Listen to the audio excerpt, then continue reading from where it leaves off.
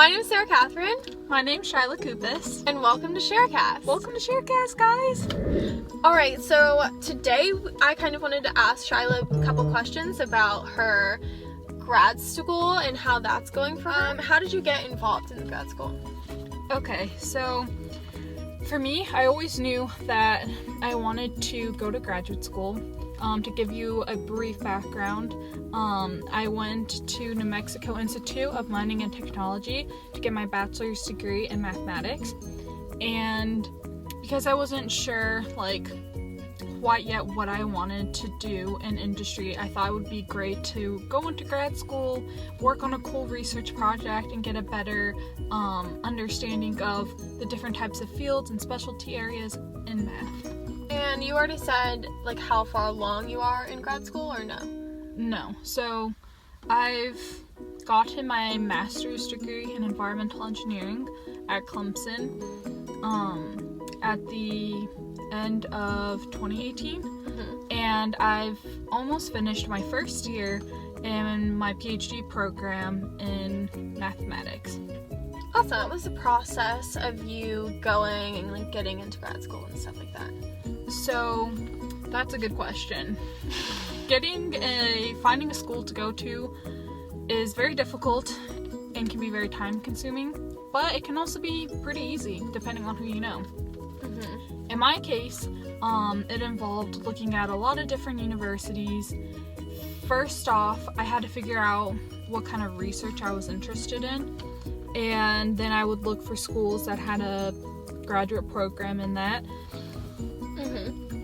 And then from there, I would just make a list of professors who I was interested in working with, and I would write out an email to them asking if they're interested in a PhD student starting in the time that I was looking to start graduate school.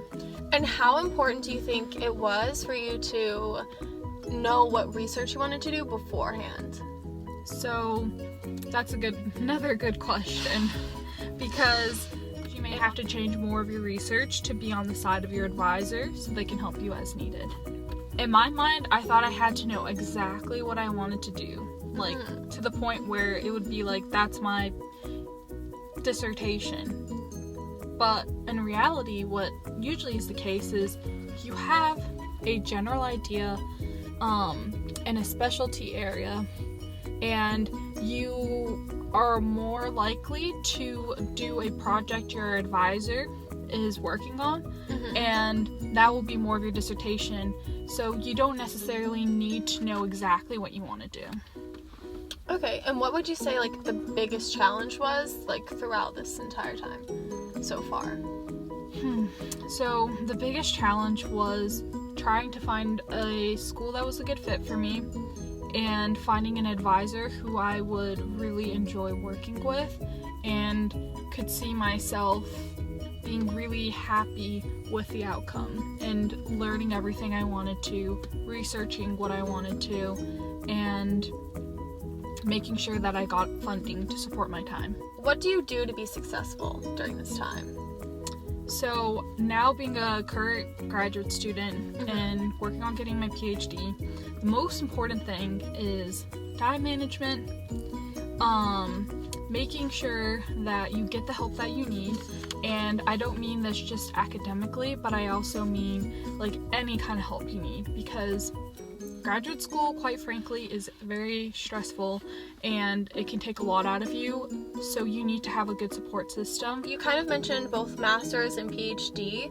Do you think that everyone needs to do their PhD, or do you think master's is okay? What do you think about that?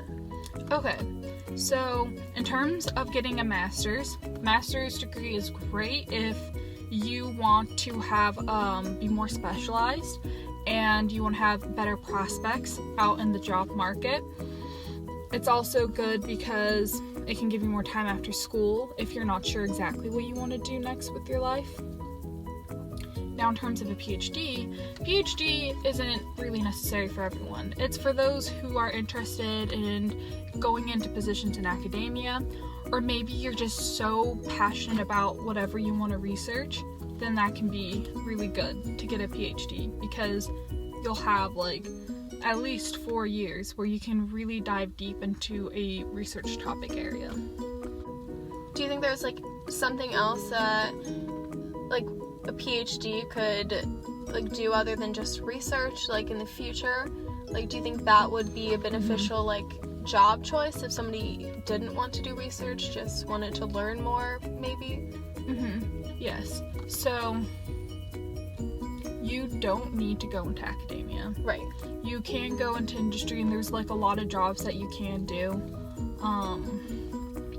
I mean, it depends on your field, but like you can work for a research lab, for example, or you can like work for, like, for example, for me in math, I could work, say, for like a tech company like Google or Airbnb if I wanted to do more of like the mathematical modeling aspect for them. So you can just go and get a PhD if you like what you're doing and don't necessarily want to go into academia. Okay. Is there anything else that you want to add, maybe, about this topic? Maybe that future PhD master students might want to know? Some more tips and tricks? Yes, I would say definitely make sure it's something you want to do and that it's something you're passionate about, because it takes a lot of time, takes a lot of energy, and there's going to be days where you're going to doubt it. So you just want to know in the back of your mind, like, what you're doing is something that is truly what you want.